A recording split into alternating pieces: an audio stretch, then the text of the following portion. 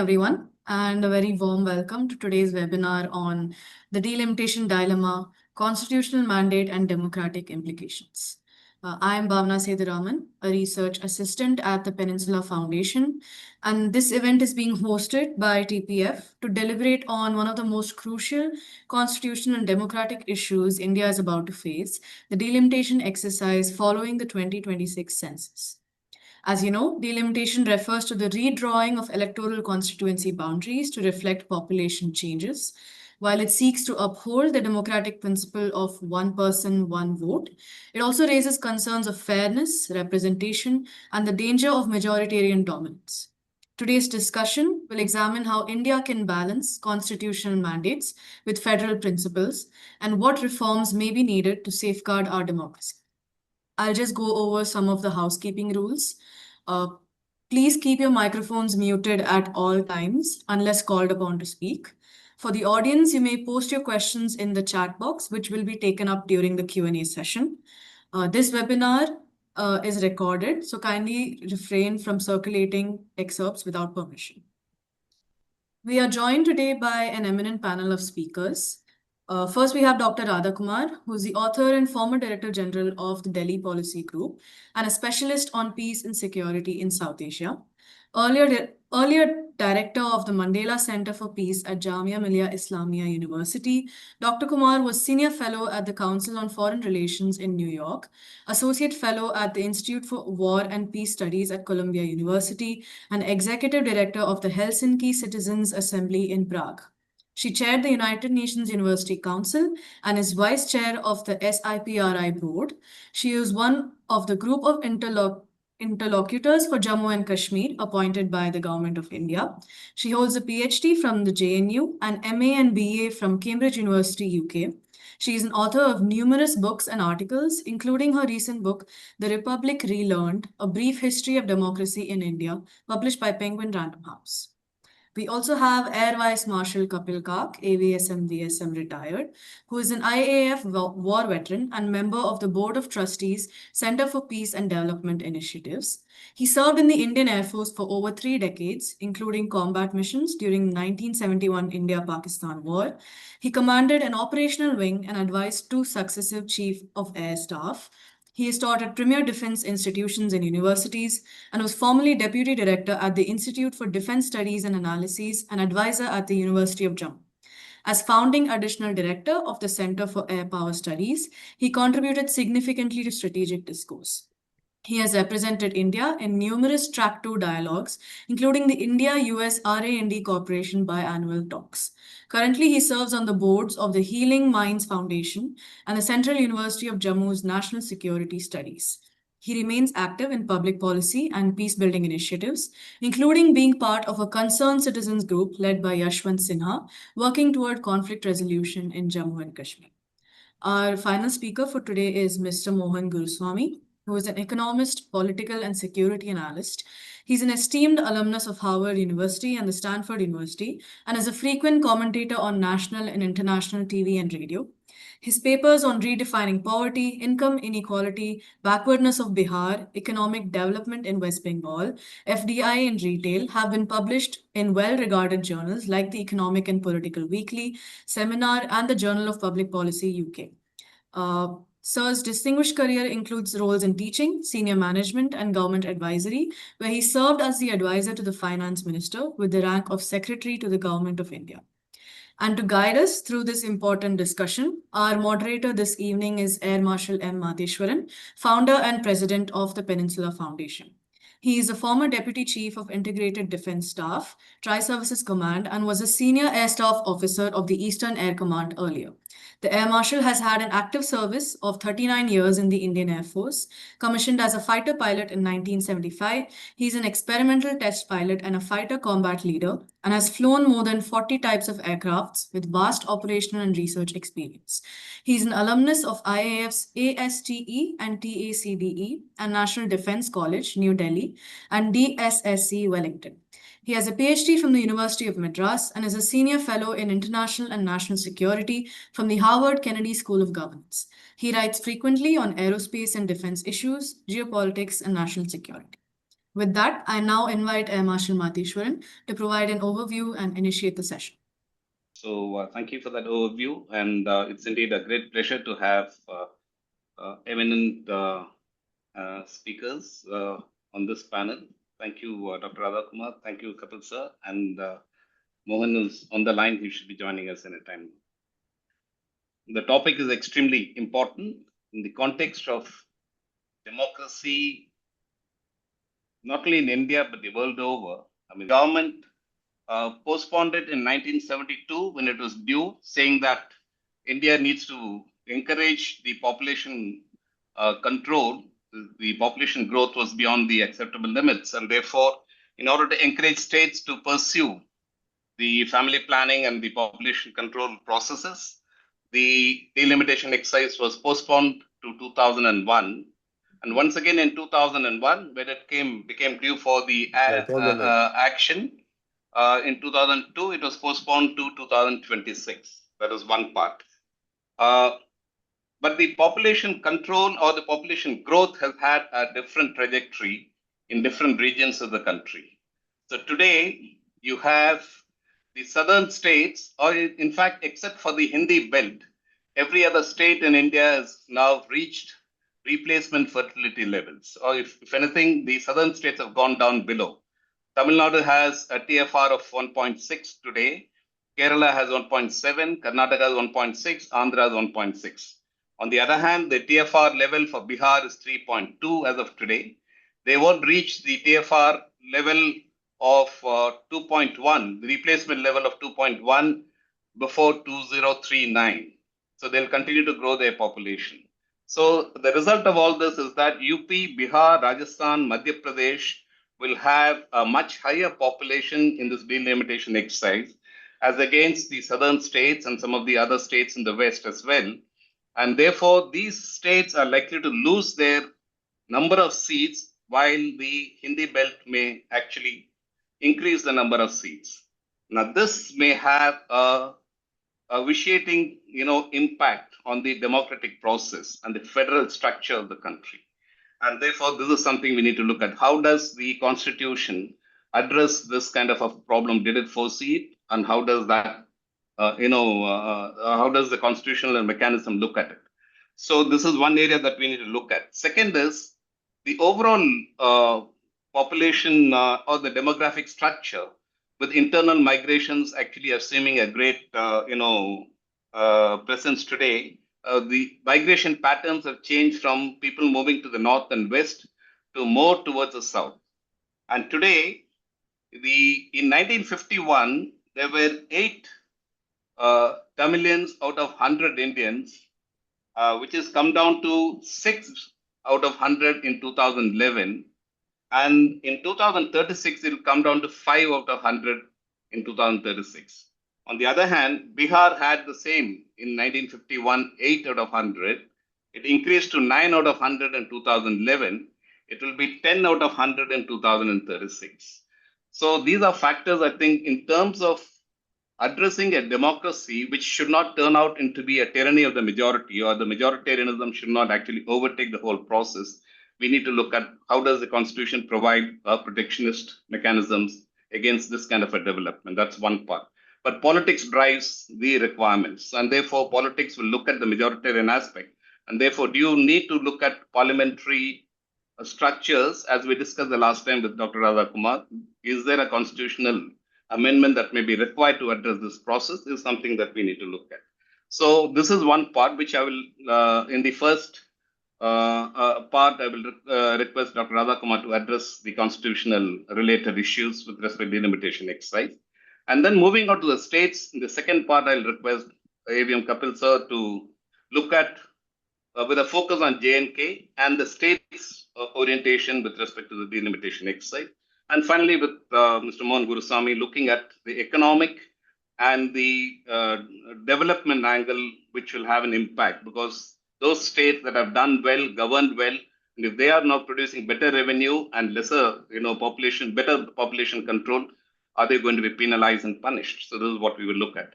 I'll request the panelists to take with 10 to 12 minutes for the initial comments, and thereafter we will proceed with the conversation. The Q&A will start at 7:10, from 7:10 to 7:25. I now hand over to Dr. Radha Kumar for her initial comments. Sorry. Thank you very much, Air Marshal Matheeswaran and Bhavana, for inviting me to this very interesting discussion with eminent panelists. The issue of delimitation has become more and more complicated with time. Air Marshal Matheeswaran has touched on the population concerns. But there are also concerns of what representation means, whether safeguards need to be provided for the discriminated against and for minorities, and how this impacts on the issue of representation in terms of the Lok Sabha. And whether the Rajya Sabha can compensate for that, or what are the various different solutions that can be offered. Now, as we know, delimitation was halted between 1972 and 2001, and then again halted until 2026. And so the delimitation exercise that we now expect to happen after the 2026 census will probably be from late 27 to 2028, that is shortly before the next general election. Already in the run-up to the census and the delimitation, the southern states in particular have raised grave concerns. And in fact, if one looks at the background note for this Zoom seminar, you see that the northern states have a disproportionate weightage in relation to all the other regions. Now, the fundamental question of one person, one vote, having equal weight, each individual's vote having equal weight, becomes very complicated when it comes to representation in the legislature. First and foremost, you don't have a situation on the ground in which that one person, one vote, equal value actually obtains. It does not, because population-wise demarcations over the years, you've seen population increases which have altered the equality of the vote or the equal value of the vote. Second, you have a situation in which recent delimitations in Jammu and Kashmir and in Assam have actually skewed the idea of one person, one vote completely. I know that Kapil will be talking about the case of Jammu and Kashmir.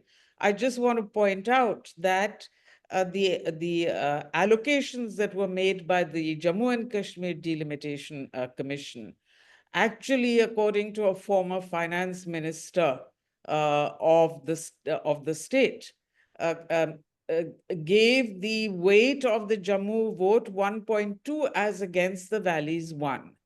Apart from that, you also have a situation in which some constituencies have such a high number in terms of population that it makes no sense at all for them to be represented by only one MP. So in Jammu, you had the creation of new constituencies in which Poonch Rajouri were added to Anantnag, coming to a total of almost 2 lakhs. On the other side, you have Vaishno Devi, created as a new constituency, which has a population of only 50,000. So the problem is, you might say that we have only one vote. Each person has only one vote, and so that vote is equal. But that is not actually true at all, because when it comes to representation, there is no equality at all. And this is a central dilemma, both in the Constitution, and it was discussed during the States Reorganization Commission of 1956. And it is one that has been raised over and over and over again, that what do you do to actually ascertain that the real weight or the value is the same, or at least reasonably similar? There are many options over there that can be suggested. The DMK, for example, has suggested that keep the proportion of allocation of seats between the North, East, West, and South at the same level, so that if you increase the number of seats, you still have proportionate weightage for each region according to the original plan. That's one option. Another option, which I think has been raised in the background note, is the question of, do you want to change the composition of the upper house? There are many countries in which, for example, states, the United States, for example, in which the states that are constituent units have an equal number of seats, irrespective of the difference in their size and population. And that is considered to act as a check on the elected lower house. That's one model. I know that experts on federalism in India, such as Balveer Arora, have suggested a series of different models of representation, which can also be taken into account. And then comes the question of allocation or demarcation, which may still take population at its core, but will consider administrative and other inter-district boundaries in terms of feasibility. How easy is it to actually conduct a free and fair election? That, again, as we saw in the case of Jammu and Kashmir, that principle was misused, in fact, to provide a skewed balance. In the case of Assam, we find another problem that has come up, which is, do you gerrymander to reduce the weight of minority votes? Now, here we have a very interesting constitutional question, because even while it was one person, one vote, equal value, you also did have reservation for the discriminated against communities, such as the scheduled castes and scheduled tribes. The only reason you did not have reservation for religious minorities was that the largest of the religious minorities, and most of the smaller ones, except for the Anglo-Indians, agreed that they would trade, if you like, protection for their religious customs, personal laws, and so on, a right to run their own educational and charitable institutions, for reserved representation. This was the agreement that Sardar Patel made as head of the Minorities Committee and announced in Parliament. And I would, in the Constituent Assembly. And I would like to just underline one point over here, that this issue, the minorities issue, was considered so important that this was the very first committee to give a presentation in the Constituent Assembly. That is to say, that issue was dealt with before even, say, the structure of government, or for that matter, the question of how to conduct elections and how to allocate seat shares to different states. Now, what do we see today? Today, what we have seen is that in certain instances, the control over personal law has been challenged by the introduction of uniform codes, including uniform civil codes in several states. And at the same time, the controls over educational institutions and over religious bodies and religious welfare trusts has also been undercut or undermined by various central rules that have been applied. So you have a situation in which the original agreement doesn't stand at all. Now, what does Assam tell us? That the discrimination against the Muslim minority, for example, is such that in the case of the Assam delimitation, um, Muslim majority constituencies that had been created have now been decreated. They've been dissolved and returned to the districts, in which case the Muslim majority becomes a minority.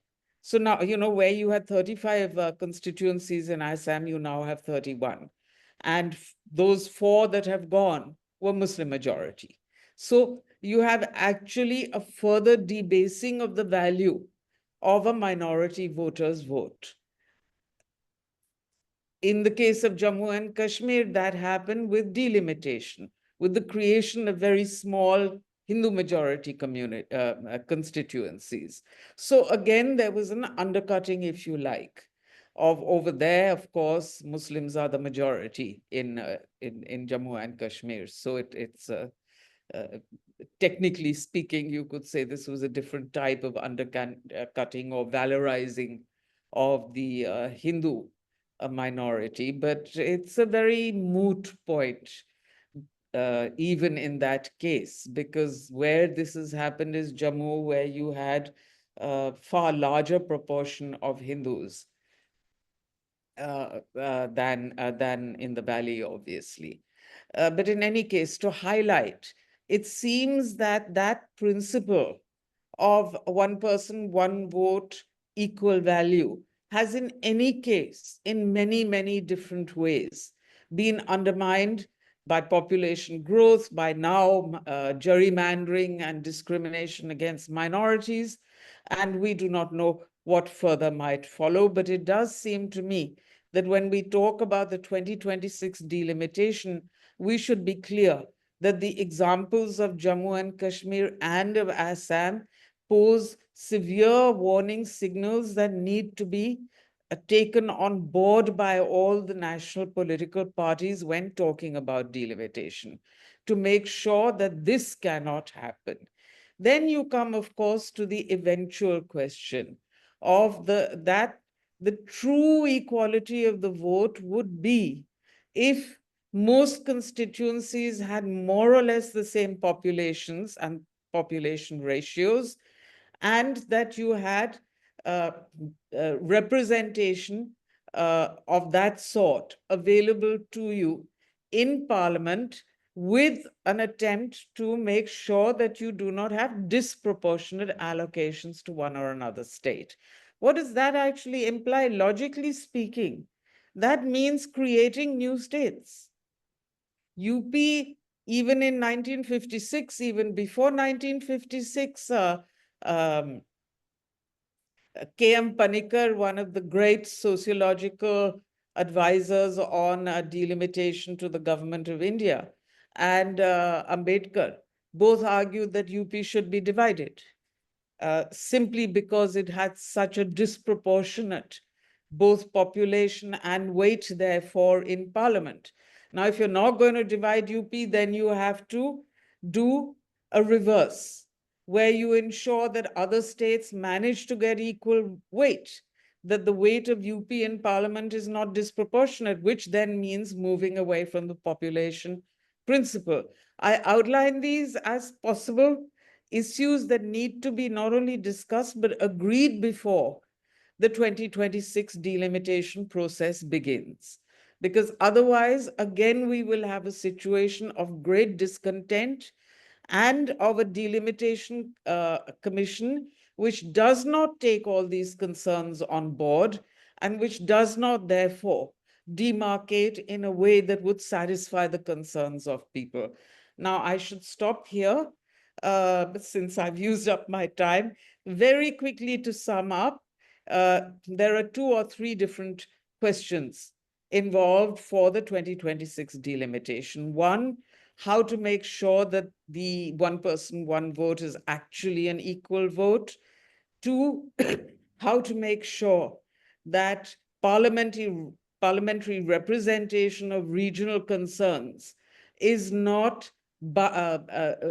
unfairly biased against the regions as a result of this delimitation. And three, the very important question of protection for minorities as well as for the discriminated against.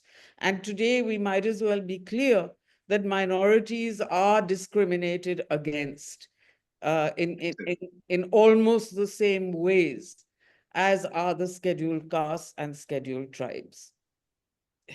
Thank you. Thank you, Dr. Radhakumar. That's wonderful. And in fact, it raises serious concerns on the overall, progress that we are making towards in fact, we're heading towards a very clear majoritarian impulse. It's already showing up in many other ways. So, Kapil sir, in the context of what Dr. Radhakumar raised, I think when we started off in 1947 and after the Constitution was promulgated in 1949, the center was made specifically strong, and we called it as the Union of States, India as the Union of States, primarily because of the apprehensions of a new India coming together. It hadn't existed in that format before, and therefore you were bringing in different states and kingdoms to join together to create a Union of India. The federal structure, I think, really took off with the reorganization, linguistic reorganization of states in 1956.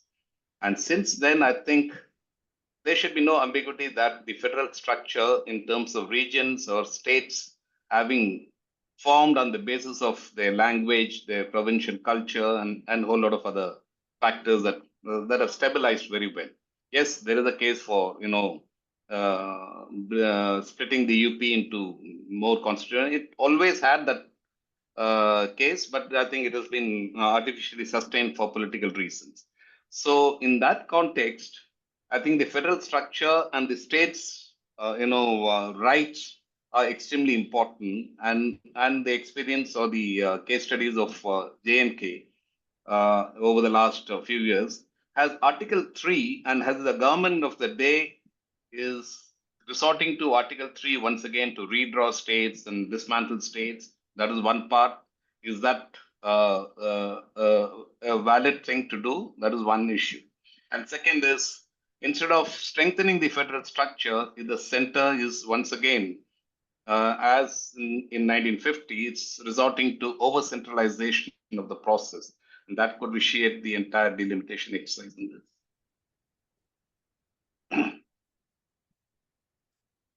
Thank you very much. I'd like to, first of all, convey my grateful thanks to Marshal Matheswaran and his team, of course, for making it possible for me to once again be at the TPF on an issue this time of very crucial importance, because this is something that will stare us in our face. I'm talking about delimitation just a year, maybe a year and a half from now. So TPF is always ahead of the curve. My congratulations. I'd like to, I will address the points you just raised, Matsi, but I'd like to just, for the sake of simplicity and for our viewers, talk about delimitation. What does it do? Of course, it redraws boundaries of constituencies for Lok Sabha and for the state legislative assembly in a certain periodic way.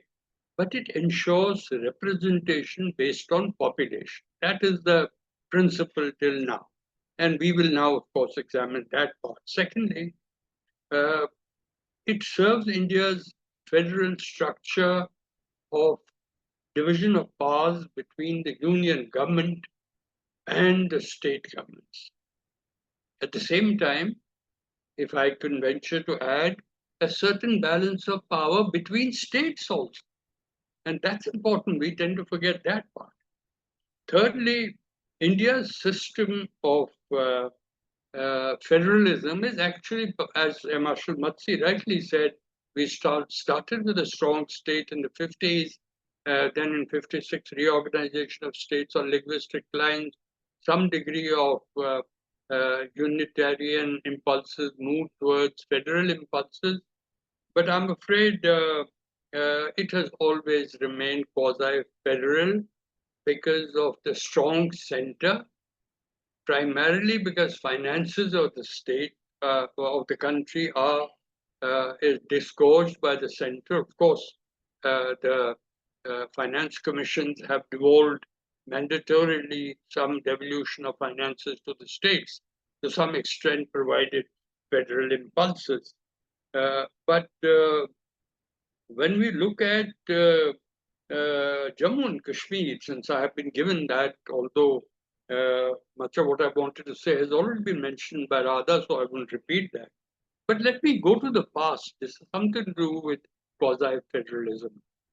There was, in many ways, a four-pointer employed in Jammu and Kashmir from 1953 onwards. It's a long story. I'll convey it in 4 points. Puppetization of the leadership. Puppetization. Secondly, massive, widespread rigging of elections, all the way through decades. Thirdly, denial of democracy in all the forms that we knew in the rest of India.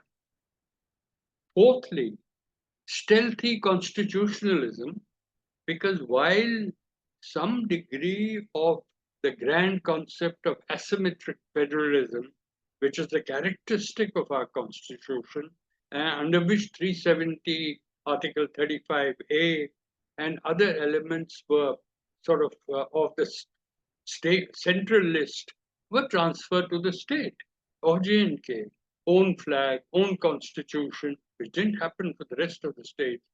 But what happened with this four-pointer was you had a reversal. So whatever was transferred from the central list to the states in the initial period, under the pressure of the opposition, the so-called majoritarian forces, they showed their teeth even that time, 5 decades back. And then also the fact, which is very, very important to consider, of national security and national integration. There was also a geopolitical factor. While we may be discussing delimitation and federalism in its internal dimension, let's not forget the external geopolitical factor. Because the Anglo-Saxon bloc was wanting to swim in the muddy waters of J&K. And Pakistan, our neighbor, played its own role. So then governments, and those are not majoritarian governments, those very liberal governments, they were compelled to yield to the pressure of geopolitics and the pressure of national security to erode and dilute the grand concept of federalism, particularly asymmetric federalism as it applies to Jammu and Kashmir. I want to mention a few things about what the J&K Reorganization Act has done. We have not mentioned that. That is also tied up because we must not forget that J&K delimitation of 2022, 3 years ago, was done under this J&K Reorganization Act, which was an assault, simple assault on federalism, on humanism, and on center-state relations as we know. Removal of Article 370, nullification of Article 35A, and the worst one can do, unconstitutionally, under Article 3 that Marshal Matsi referred to, and Article 1, unconstitutional. They don't permit the division of a state into UTs. So much so that Supreme Court, in its judgment for a petition in which Radha and I and some colleagues were there, that the Reorganization Act was illegal, Supreme Court was constrained to say, we will not adjudicate. I'm sorry. It is their job to adjudicate. I appeal to them as a common citizen, say, please adjudicate. And they say, no, we will not adjudicate because the lawyer of the central government has assured us that statehood will come back.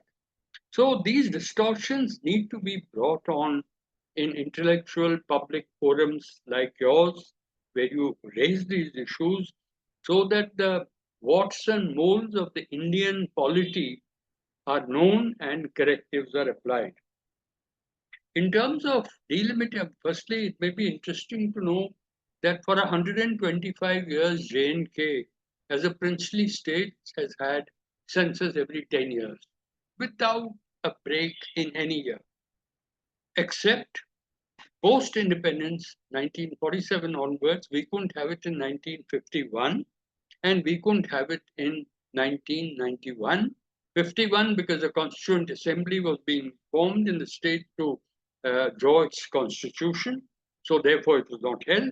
1991 because it was in the midst of a raging insurgency which required wholehearted and large-scale use of the Army of India to sort of put down that movement at that time. The delimitation, I'll come to that in a second, but I would like to suggest that the J&K Reorganization Act also, now this is something for our next delimitation. Reorganization Act increased unilaterally the Legislative Assembly from 83 to 90. And this was done again unilaterally. One seat was given to Kashmir Valley, which has more population, and 6 were given to Jammu, which has less population. And this was duly endorsed by the Delimitation Commission, which was formed under this act. Incidentally, Delimitation Commission was established under the Delimitation Act of 2002, but all its work was done under the J&K Reorganization.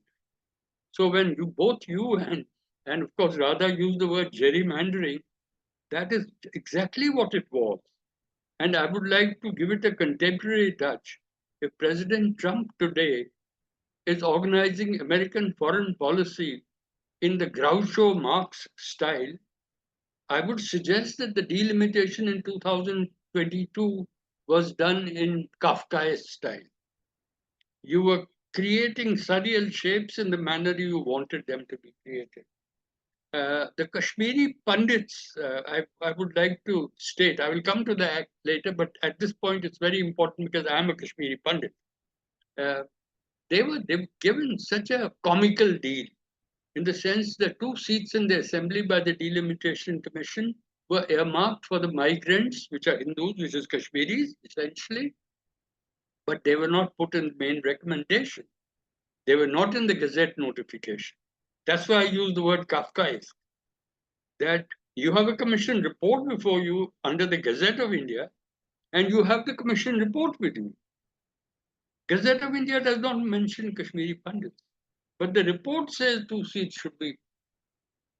So, I mean, this is absolutely comical. But anyway, let me give the details very briefly. This is very important, although some points have been already touched upon by Radha.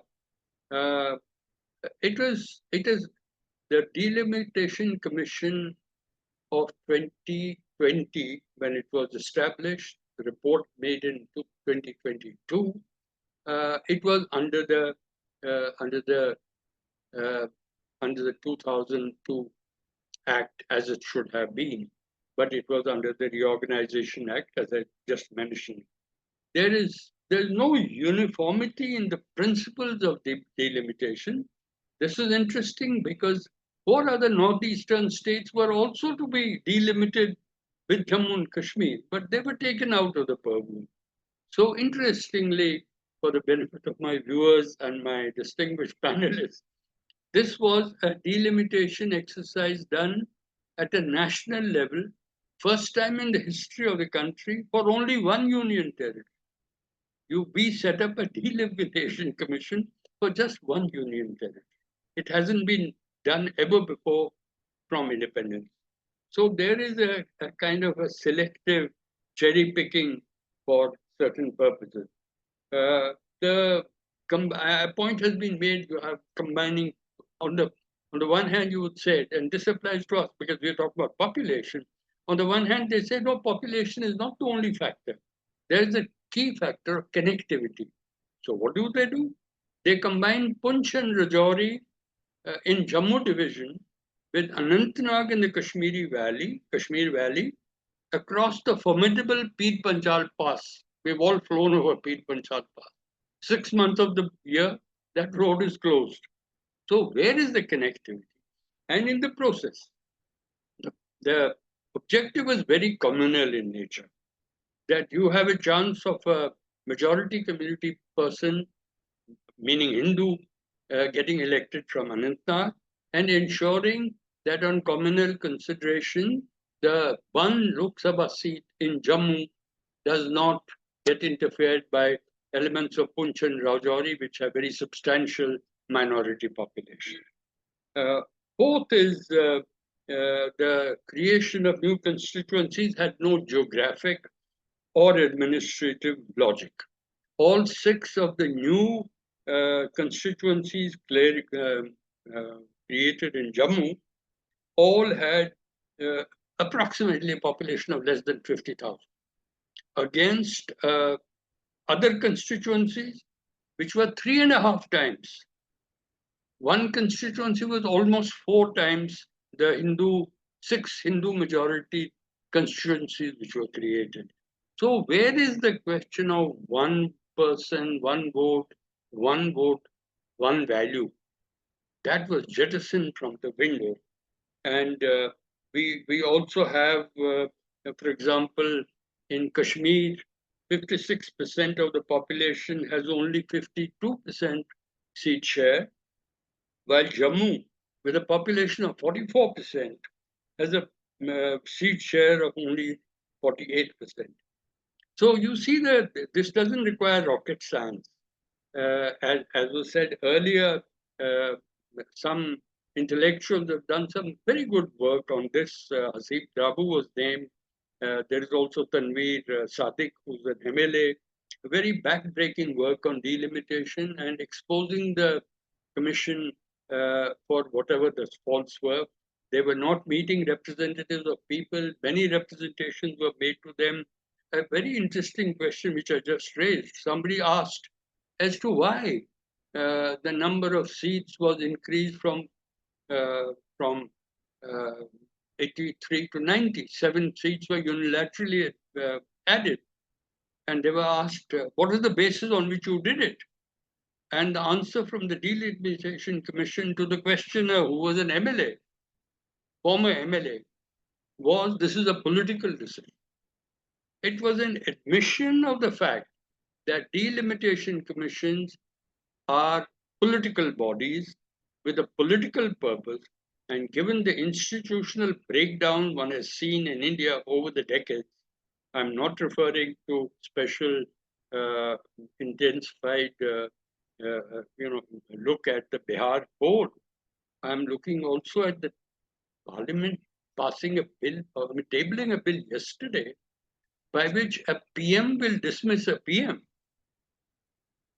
and a minister will be put behind the bars for 30 days on some trumped up charges so that his flock can be moved from A to B. These are I know I'm trying to put forth before you some blunt position on this issue, which is at the grassroots and which will decide policies in the end. So it is a circular problem. Grassroots needs, policy end, taking those needs into account and letting in motion a circle of uncertainty, a circle of positive adversarial impulses in the movement forward of Indian federalism and Indian democracy. I don't want to give my new views, but Kashmiri people have, without a shade of doubt, placed their huge questions on the manner in which delimitation has been done. Details are available. I have provided glimpses of some, but it may be worthwhile for us to keep this in mind for the delimitation exercise, which is being held about a year, a little more from now. I will quickly just do, not take more than a minute. I think UP breakdown into 3 to 4 states. Ajit Dole, the current NSA, and myself and 2, 3 other members did a full paper on this in 1990 at the National Defense College, and we recommended this be done. But it is almost 35 years. It hasn't seen the light of the day. Another 35 years, that won't happen. That's point one. Point two is, and which I think is a doable proposition.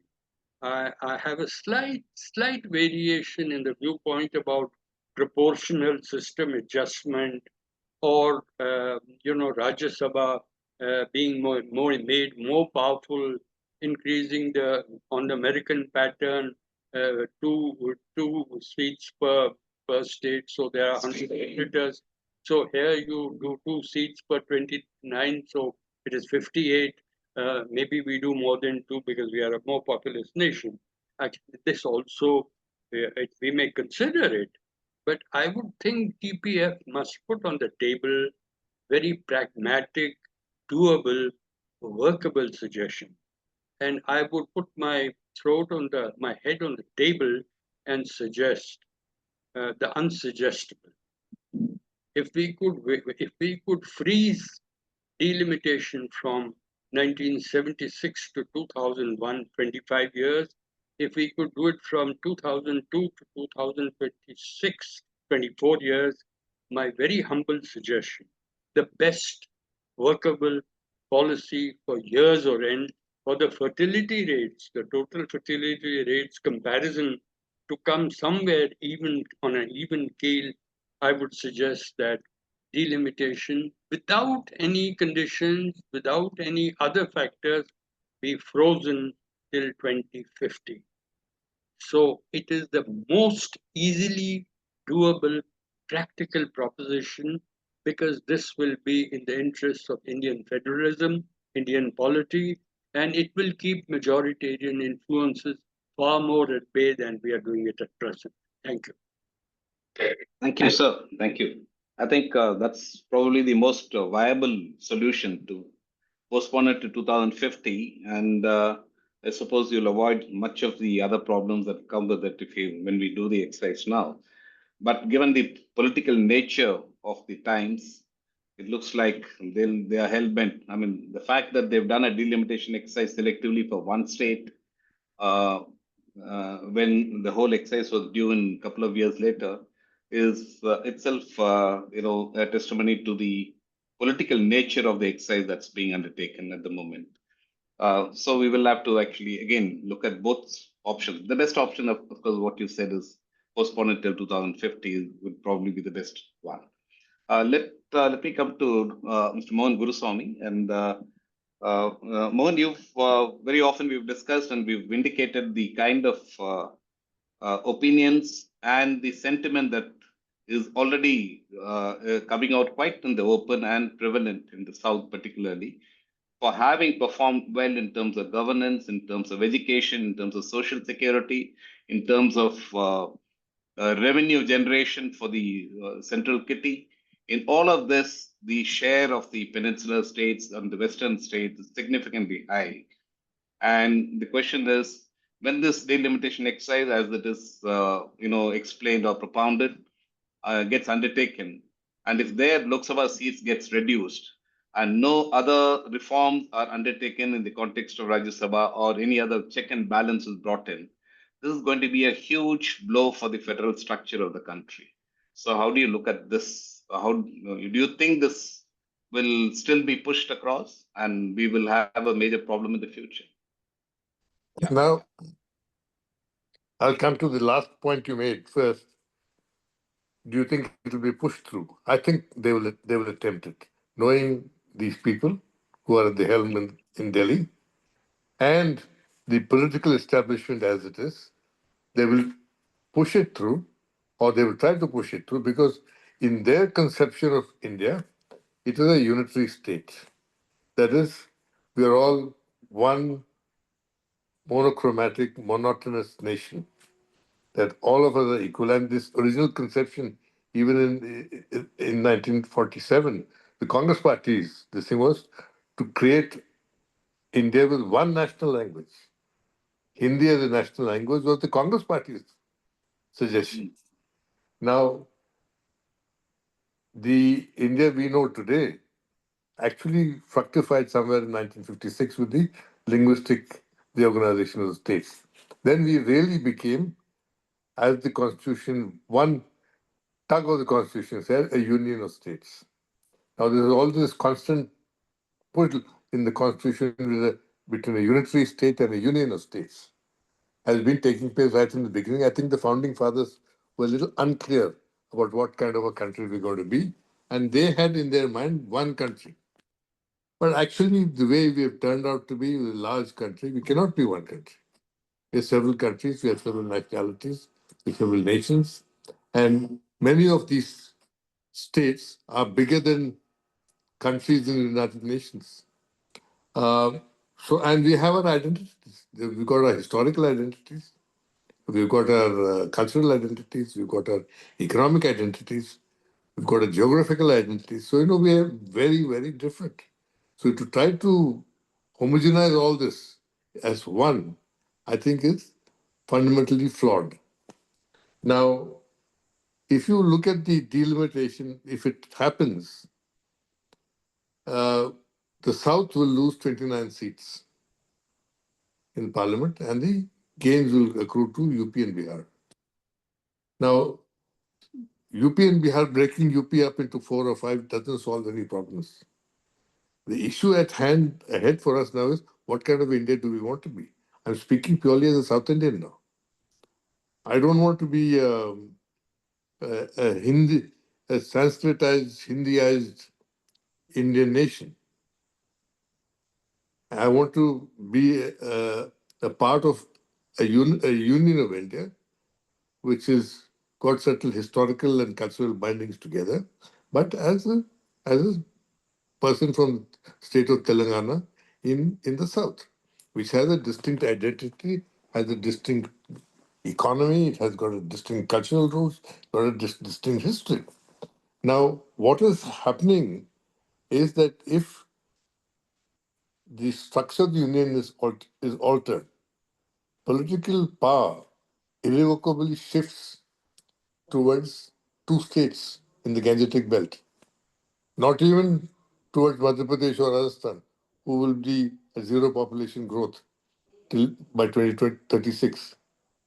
But, UP and Bihar, I'm afraid, will continue to grow for till 2060. Now, we saw what happened in Jammu Kashmir. We saw how the state's identity was broken beyond recognition and how a certain kind of dogma and will was imposed on it. Now, I don't want to see that happen to me in the South.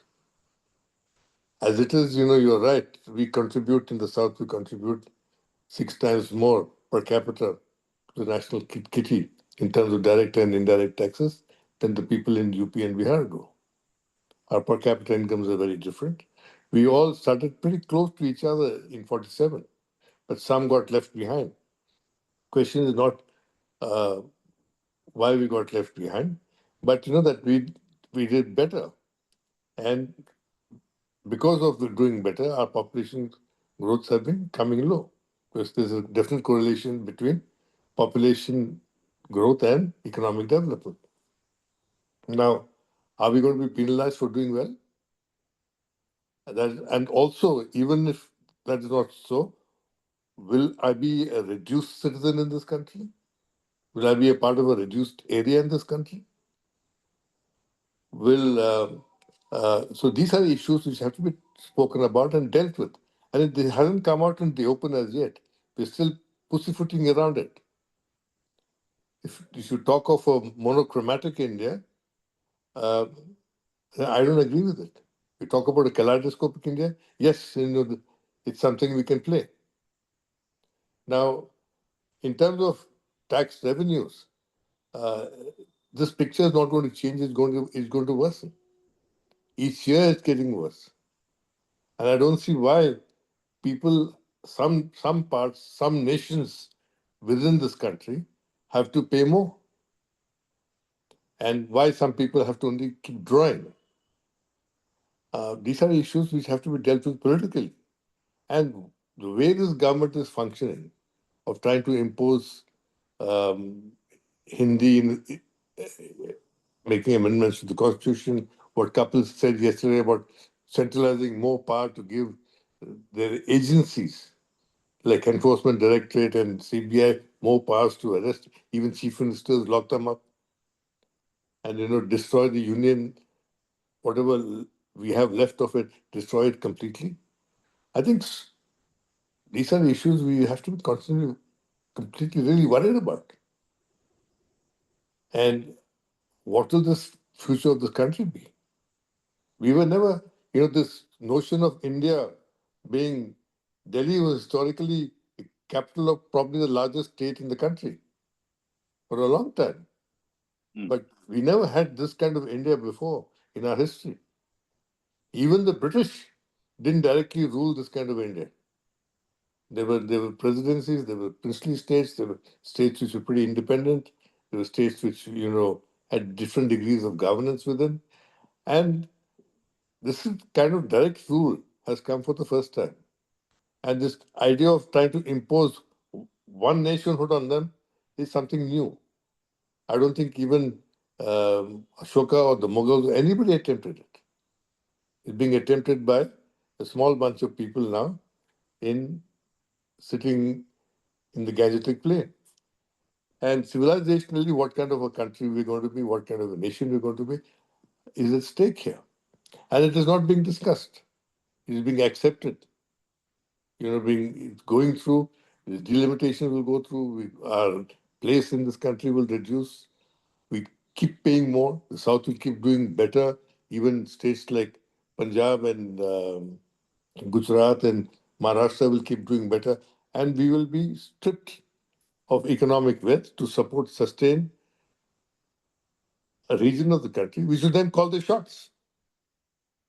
It's back to the colonial era of, money flowing. This time it flows to the hinterland. And from the hinterland, we'll decide what kind of a country we're going to be. So these are all the issues we have to deal with. We have to talk about it. We're scared that, this might be seen as anti-national for some reason. Actually, the only way to save the union is to talk about this boldly and maturely, in a mature fashion. And to deal with, breaking up UP into 4, how will it solve the problem? Political power will still be concentrated there. It's only when you make the nations, the states, equal to each other, then you are talking. Then you're in a different kind of a situation when you talk of a union of states. So I think we have to talk of large-scale decentralization, delegation of powers. The central government should be, as envisaged originally, deal with central subjects of, like defense, communications, maybe central taxation and all that. Something which, was promised to Kashmir with Article 370. I remember talking to L.K. Advani about this once, and he said, I'd like to see Article 370 in all the states. That kind of India is what we should aim for. And far from that, we're getting towards an India which is going to be highly centralized, highly concentrated. Now, the new Delhi architecture of Delhi is built for that.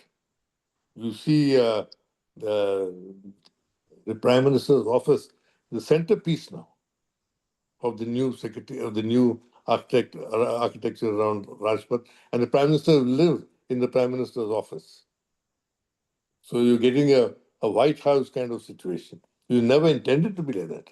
The capital was intended to be, a government of equals, a collegiate system of government. Far from that, it has become a presidential form of government, where, or not even presidential, monarchical kind of government, where a ruler is kind of elected by a minority. The way we are politically structured is the minority is effectively deciding who is going to control this country, because their votes are concentrated in a certain region. And that translates into more seats in parliament. So I think these are issues which we need to discuss and take it out of the closet, bring it into the open. And delimitation is the time to discuss all that. Now, if you just postpone delimitation, you're going to postpone the problem. What happened after 2050 then? How long will you keep telling certain regions that, your vote counts less than the vote of somebody else in another part of the country or more than somebody else in another part of the country? So this, we have to say that, we are different people. We have to accept that. This whole notion that we're all one big lot, bound by Hinduism is wrong. We have to be bound by reason and by logic Absolutely. and economic good sense. Thank you, Mohan. I mean, very rightly, the bottom line is that we need to accept the reality that India is a multinational state and the federal structure needs to be strengthened. So, Dr. Radhakumar, how would you, where do we start? Then obviously, the equal population being the same for each representative in different parts of the country.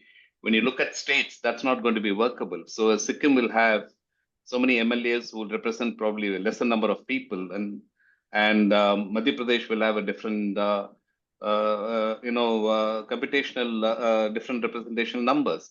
And therefore, if you look at this issue, when you strengthen the federal structure, then the MLA system could be done individually as oriented to a state, and the Lok Sabha could be looked at from the overall federal structure that is done differently.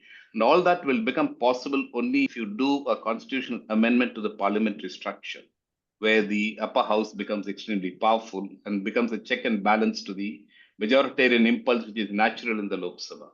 How do you look at this?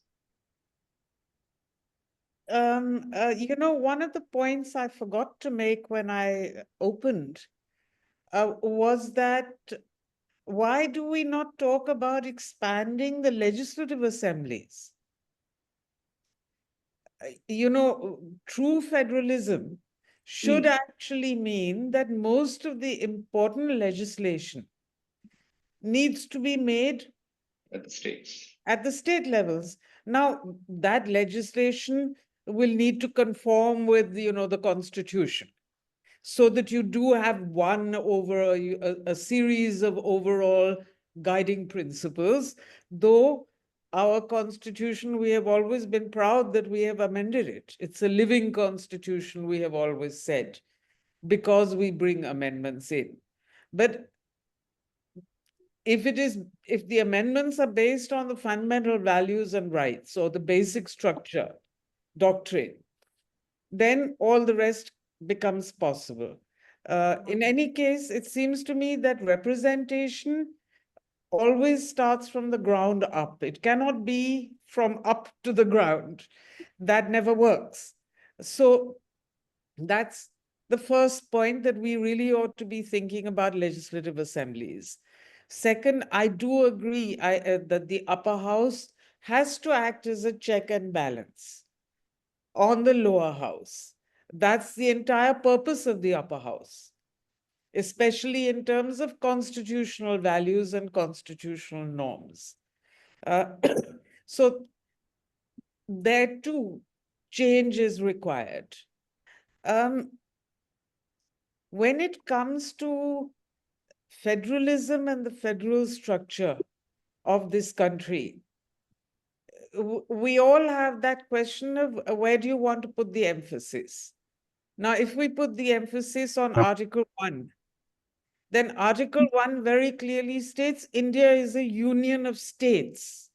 That is to say, it's the states that are the constituent units of the union. It's not the union which has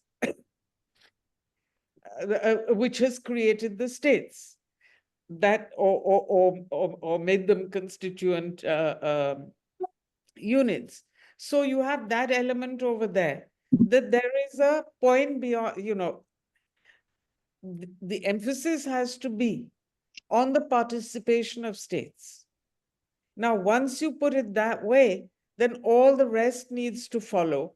federalism of finances, of taxation, of law and order, of legislation, and so on. And therefore then a limitation on what kinds of issues the Lok Sabha will legislate on. But it seems to me we are at this point entering the realm of the abstract. Right now, we have to consider that the union administration is acting very fast. One thing after another, after another. I mean, look at this 130th amendment that they have introduced. That makes an absolute mockery of the process of elections and of representation. If a union administration can arrest my chief minister or my ministers and hold them without even framing charges for a month, then willy-nilly my chief minister and my minister has to go, then what is the value of my vote? I elected this man. If anyone should recall him, it should be me. Certainly not a union administration, and certainly not an all-powerful home ministry, which is what we are creating.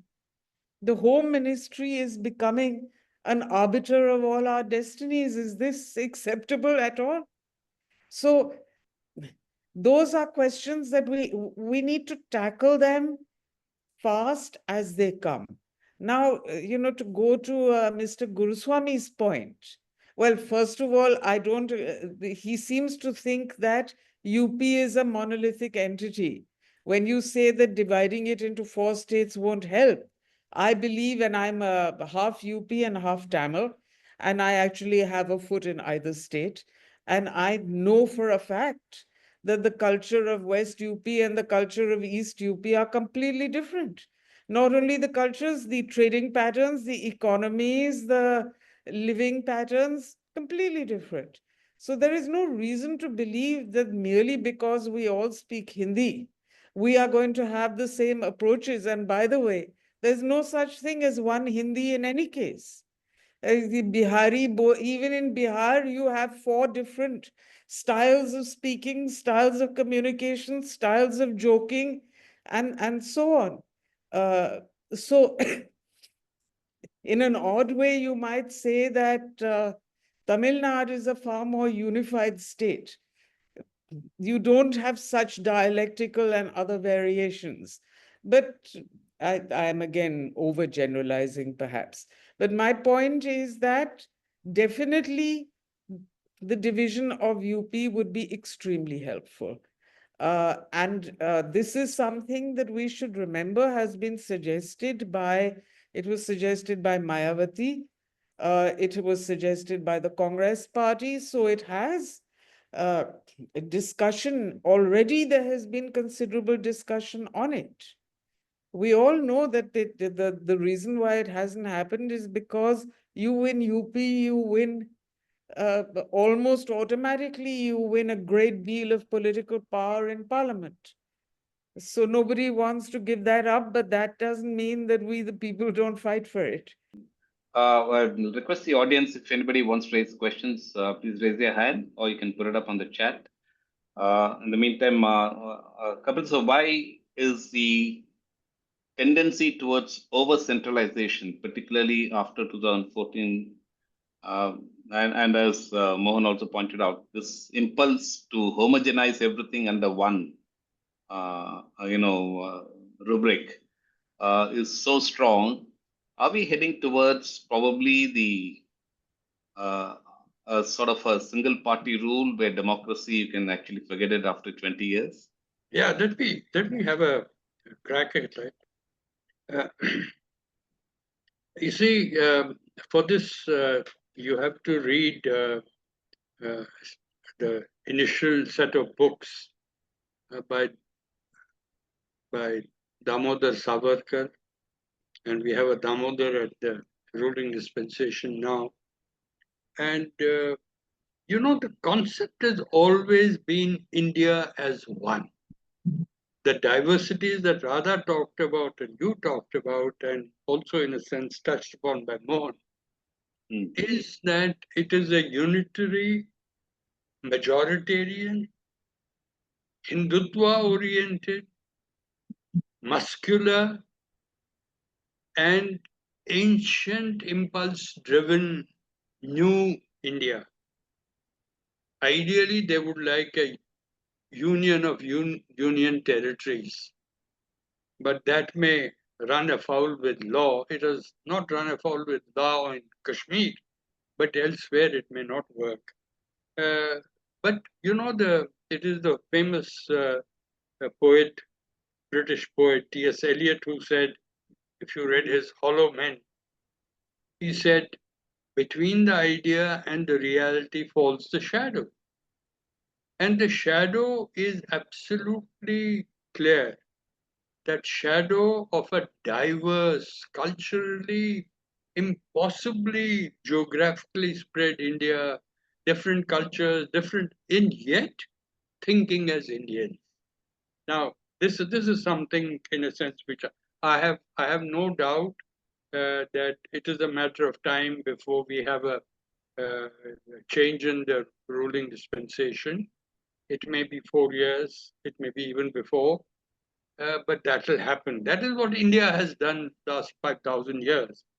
But I will come to the related point of northern complacency vis-a-vis southern discomfort, which has been brought out, because I have some thoughts on it, which may not run in tandem with the thoughts of the concept paper, but which still meet the needs which have been outlined in the paper. But I'll come to that later. People are waiting to ask questions. Question is to Mohan Guruswamy. Why were policies like the 1952 freight equalization, 1991 IT hubs, and 2006 SEZs concentrated in western and southern states, while Bihar and Jharkhand were excluded, left as raw material suppliers? Today, Bihar is blamed for poverty and overpopulation, despite never getting the same foundation to prosper. Don't you think these policies systematically ruined Bihar's growth prospects? Shouldn't we consider these things while formulating policy related to delimitation exercise? The price for freight equalization, it was one of the most stupid policies one could think of.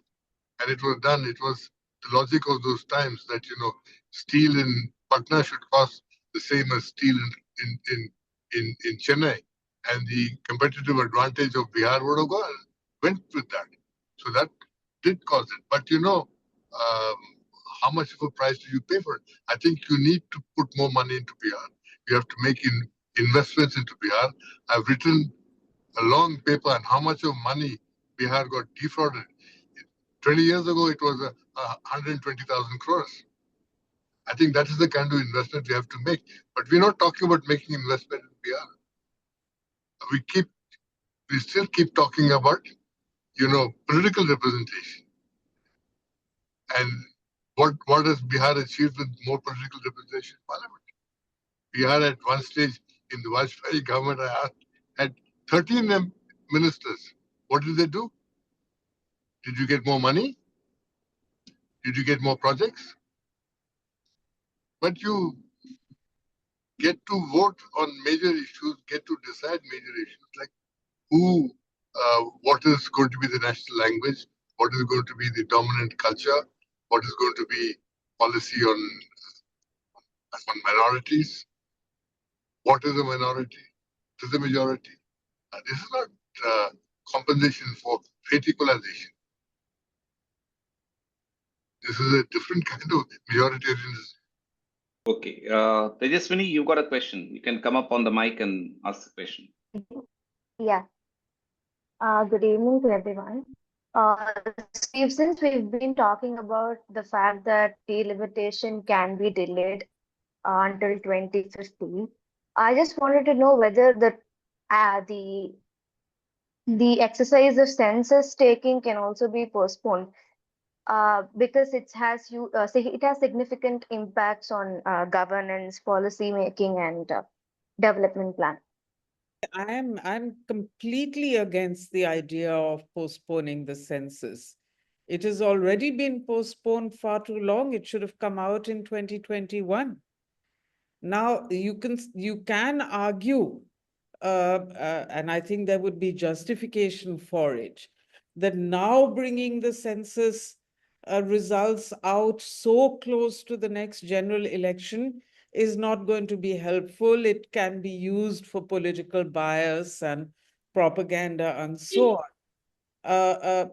But I would say that that is not a strong enough argument not to have the census. What we need to do is make sure that the census commissioners are unbiased, that the work is actually done door to door and not done in the way that, say, this Bihar SIR has been done. So there'll be a lot of work to ensure that the census is actually reasonably accurate. But the lack of a census and the lack of the census data has proved really, really difficult even to counter the policies of the government.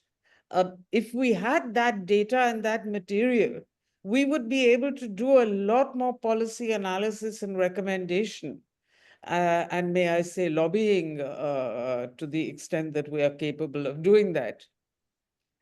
Without the data, it's very difficult to do anything at all. I think there is the issue of census followed by delimitation is laid down in law. But census has taken place. I think Tejasvi is under the impression that, I think so, maybe I got it wrong, that census has taken place all along. It's taken place in 2001, it's taken place in 2011.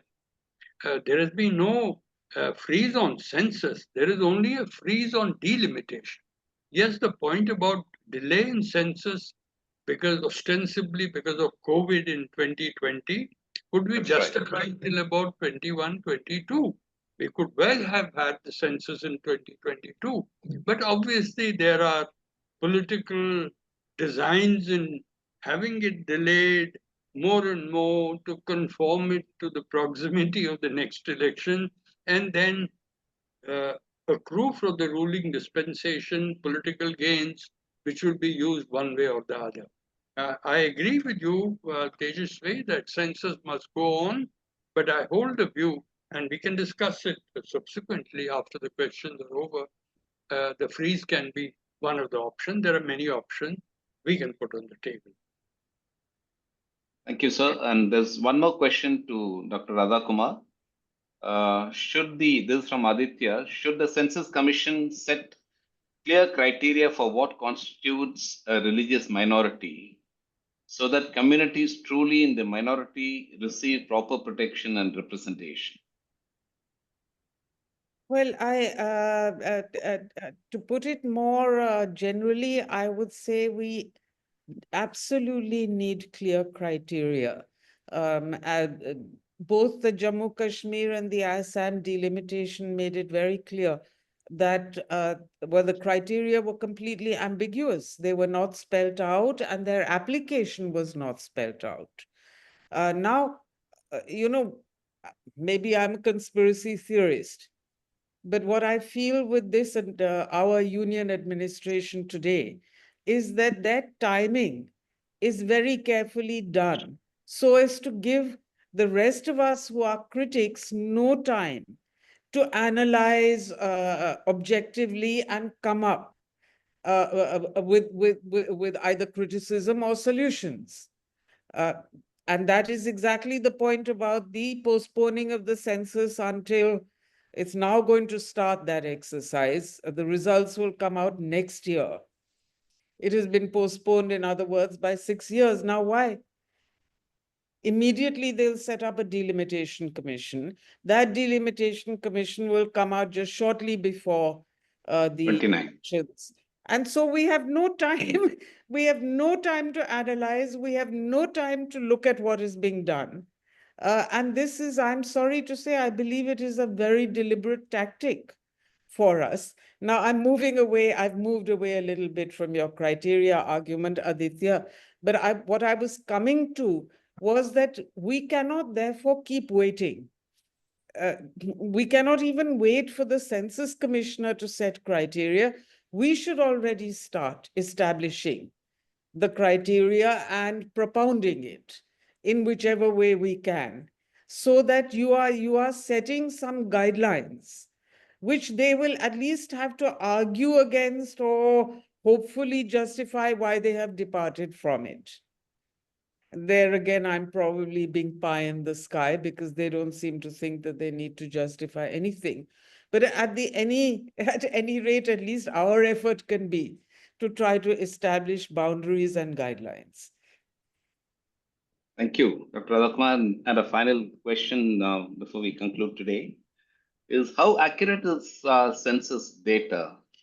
And is there a political motivation or political action that gets involved in the inaccuracy of the census data? For example, there is a significant problem of undercounting in our census.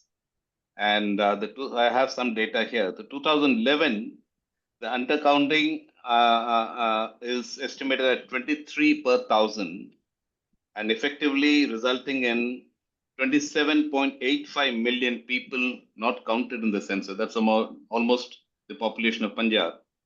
And on the other hand, the census in the US has an accuracy of 0.001 person per thousand person. Right. So is this an issue that we need to be very conscious of? Any of the panelists can give your final concluding comments on this. Well, I can give you the study of J&K. Undercounting, overcounting is a function of, sadly, in our context, is a function of the directions from the top. Who conducts the census? Let me give you the example of J&K in 1981. It showed that the number of Muslims in the valley had reduced. It just cannot happen.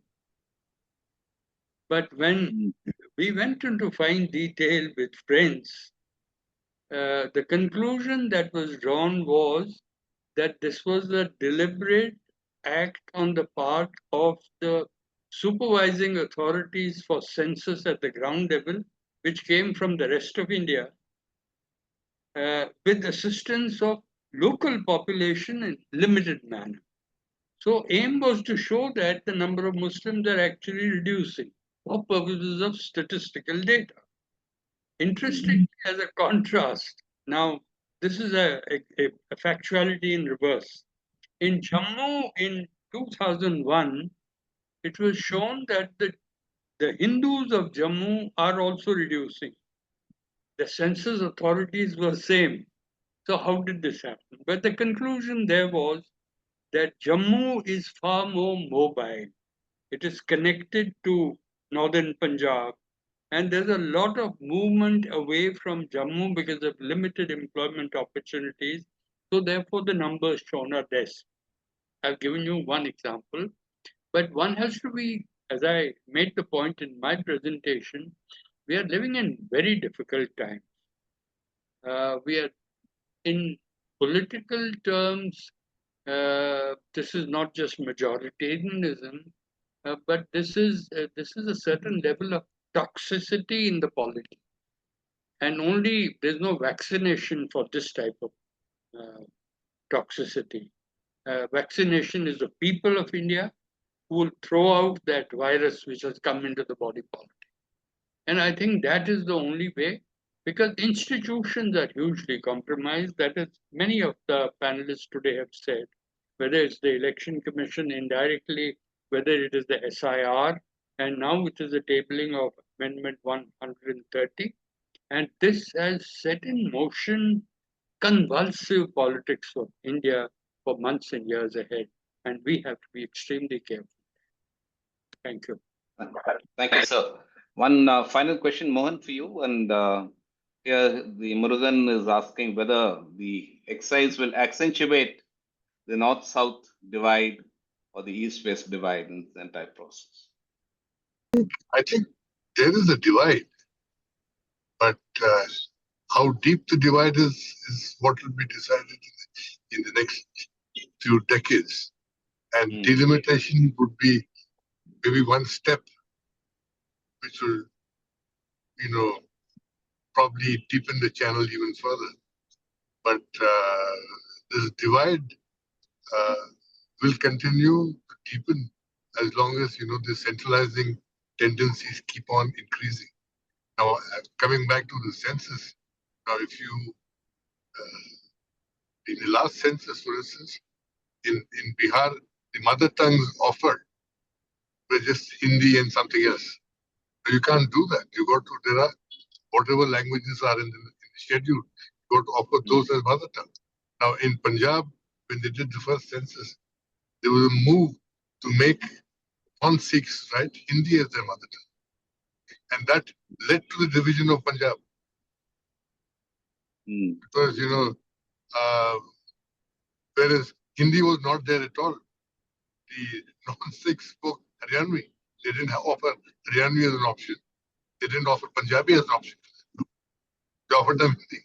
Now in Bihar, you never offered Bhojpuri or Maithili, or in UP, you don't offer Avdi or other languages which exist. I think you got to list out all these languages and say, choose your mother tongue. And you also have to use the census to carry out, get more data on, for instance, how many Pakka houses do people have, how many vehicles do they, how is economic wealth distributed, what are typical family assets like. I think a detailed exercise will be useful economically to manage this country better. Right now, we're all kind of shooting in the dark. We just generally say that, minorities have gone up. By how much? Have they come down? By how much? And who are minorities? So I think we have to use the census exercise to get more data rather than just a simple head count. Absolutely, yeah. So we come to the end of today's event, and thanks a lot for Dr. Radha Kumar, Kapil sir, and Mr. Mohan Guruswamy. This has been a wonderful panel discussion on an extremely important topic, and I think we should take it forward. We will organize further discussions on this, and I hope to do that in the month, next month sometime. I'll keep you informed. Bhavna, all yours.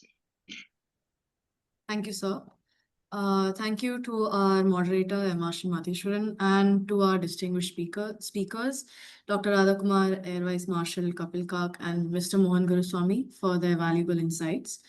On behalf of the Peninsula Foundation, I extend our gratitude to all participants for joining us this evening and contributing to this timely discussion on the constitutional and democratic challenges of delimitation. We hope that today's dialogue has helped us reflect on how India can protect its federal structure, strengthen representative democracy, and avoid the pitfalls of majoritarianism. Thank you once again, and we look forward to welcoming you to our future events. Have a good evening, everyone.